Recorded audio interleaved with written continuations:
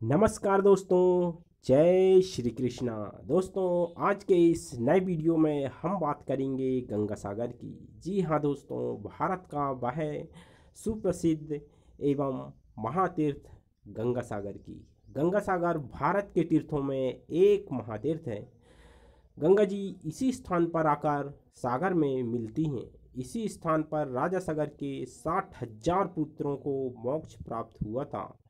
यहाँ मकर संक्रांति पर बहुत बड़ा मेला लगता है, जहाँ लाखों श्रद्धालु गंगा स्नान के लिए आते हैं।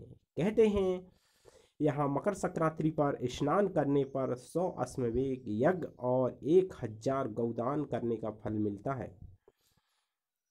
दोस्तों, भारत की नदियों में सबसे पवित्र गंगा नदी है, जो गंगोत्री से निकलकर पश्चिम बंगाल में आकर सागर में मिलती है।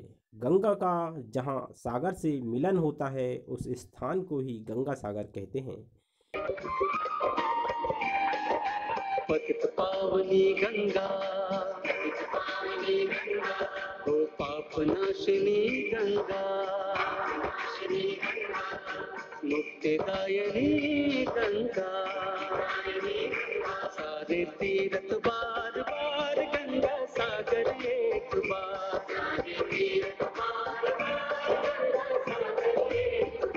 जी हाँ दोस्तों, सही सुना आपने।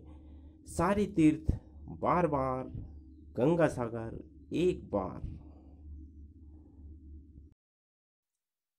इसे सागर द्वीप भी कहा जाता है। यह स्थान देश में आयोजित होने वाले तमाम बड़े मेलों में से एक है। गंगा सागर मेला के लिए सदियों से विश्व विख्यात हिंदू धर्म ग्रंथों में इसकी चर्चा मोक्ष धाम के तौर पर की गई है, जहां मकर संक्रांति के मौके पर दुनिया भर से लाखों श्रद्धालु मोक्ष की कामना लेकर आते हैं और सागर संगम में पुण्य की डुबकी लगाते हैं। पश्चिम बंगाल के दक्षिण 24 परगना जिले में स्थित इस तीर्थ स्थल पर कपिल मुनि का मंदिर है, जिन्होंने भगवान राम के पूर्वज और इक्ष्वाकु वंश के राजा सगर के 60,000 पुत्रों का उद्धार किया था। मानता है कि यहाँ मकर संक्रांति पर पुण्य स्नान करने से मोक्ष का मार्ग प्रशस्त होता है। मान्यता है कि गंगा सागर की तीर्थ यात्रा सैकड़ों तीर्थ यात्राओं के समान होती है। हर किसी को यहाँ आना नसीब नहीं होता। इसकी पुष्टि एक प्रसिद्ध लोकोक्ति से भी होती है, जिसमें कहा गया है, सारे तीर्थ बार बार, गंगा सागर एक बार। हालांकि यह उस जमाने की बात थी जब यहाँ पहुँचना बहुत कठिन था। आधुनिक परिवहन और संचार साधनों से अब यहाँ आना सुगम हो गया है। ऐसी मानता है कि ऋषि मुनियों के लिए गृहस्थ आश्रम एवं पारिवारिक जीवन वर्जित होता था, पर विष्णु जी के कहने पर कपिल मुनि के पिता कर्दम ऋषि ने गृहस्थ आश्रम में प्रवेश किया। पर उन्होंने विष्णु भगवान के समक्ष शर्त रखी कि ऐसे में भगवान विष्णु को उनके पुत्र रूप में जन्म लेना होगा। भगवान विष्णु ने शर्त मान ली और कपिल मुनि का जन्म हुआ। फलतः उन्हें विष्णु का अवतार माना जाता है। आगे चलकर गंगा सागर के मिलन स्थल पर कपिल मुनि आश्रम बना है। कहते हैं दोस्तों, उस समय इसी स्थान पर भगवान कपिल तप कर रहे थे और राजा सगर अपनी यश पताका पूरी दुनिया में फैलाने के लिए अश्वमेध यज्ञ का अनुष्ठान कर रहे थे। कहते हैं दोस्तों, जब गुरु वशिष्ठ की आज्ञा अनुसार जब राजा सगर ने अश्वमेध घोड़े की आरती पूजन करके धरती में विचरण के लिए छोड़ा, तब साथ में उस अश्व की रक्षा के लिए अपने 60,000 पुत्रों को भी रक्षा के लिए साथ भेजा था। कहते हैं उस अश्व में घोड़े का एक नियम होता था कि वह अपनी मर्जी से जिस जिस स्थान पर कदम रखेगा, वह उस स्थान उस राजा का हो जाता था। और यदि किसी राजा ने उस अश्व को चुनौती के रूप में पकड़ लिया, तो उसे उन अश्व सैनिकों से युद्ध करना होता था।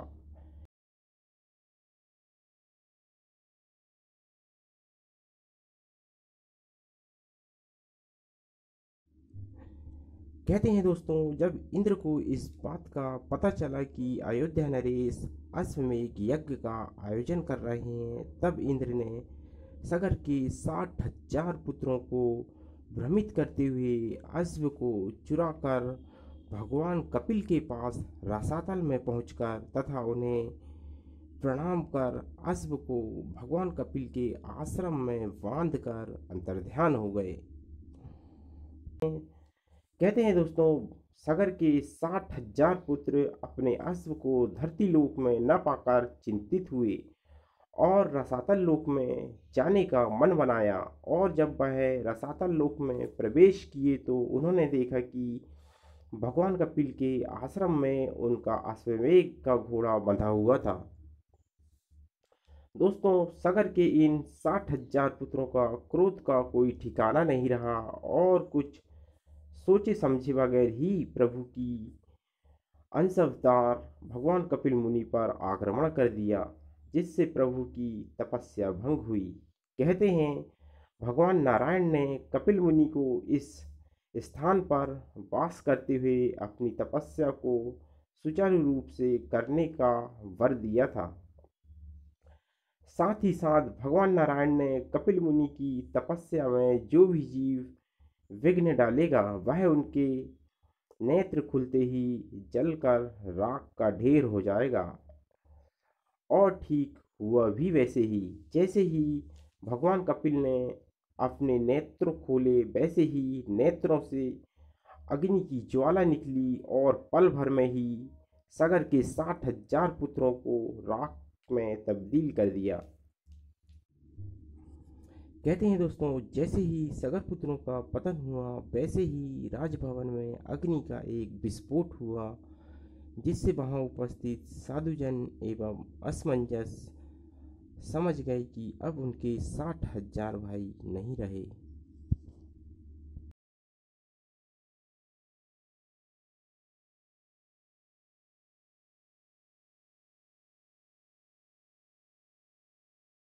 कहते हैं दोस्तों, जब उन सगर पुत्रों का कोई निवारण नहीं हुआ, तब वह प्रेत आत्माएं बनकर विचरण करने लगी। तब सगर पुत्रों ने माँ गंगा को धरती लोक एवं अपने पूर्वजों के कल्याण के लिए गंगा मैया को धरती में लाने का प्रण कर लिया था। तभी से 4 पीढ़ियों ने माँ गंगा को तप के प्रभाव से धरती में लाने का प्रयास किया, परंतु असफल रहे।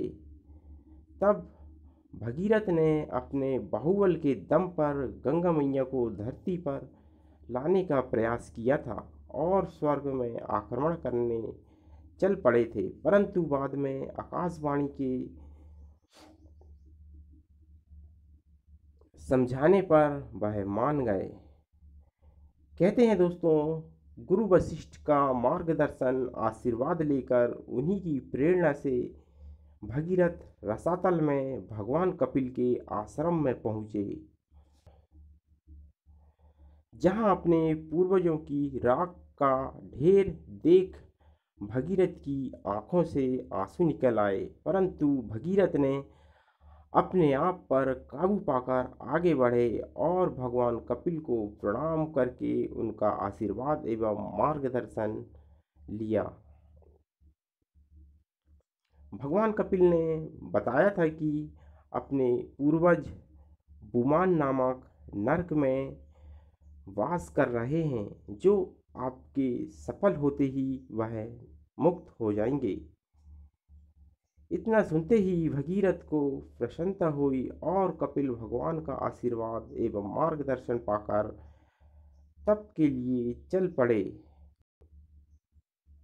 तथा अपने तपोबल के प्रभाव से सभी का दिल जीतकर भी माँ गंगा को धरती में लाकर अपने पूर्वजों का उद्धार किया। दोस्तों, माई गंगा गंगोत्री से उद्गमित होते हुए आगे की ओर प्रस्थान करते हुए अंत में जिस स्थान में सागर में मिलन होता है, वही तो गंगा सागर कहलाता है।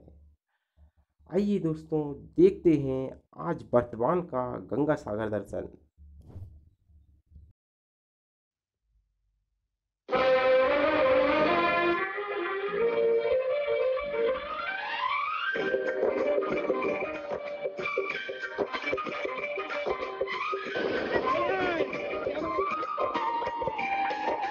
पतित पावनी गंगा, ओ पाप नाशिनी गंगा, मुक्तिदायिनी गंगा, सारे तीरथ बार बार गंगा सागर एक बार।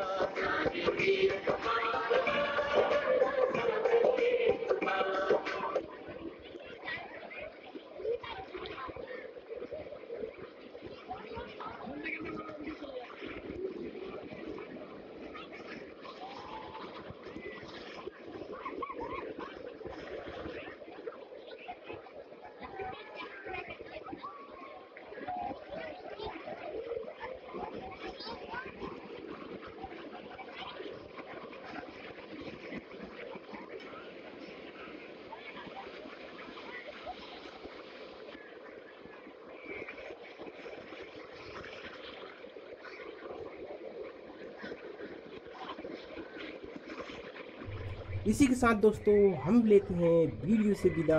वीडियो अच्छा लगा हो तो लाइक एवं सब्सक्राइब जरूर कीजिएगा। जय श्री राधे, जय जय श्री कृष्णा।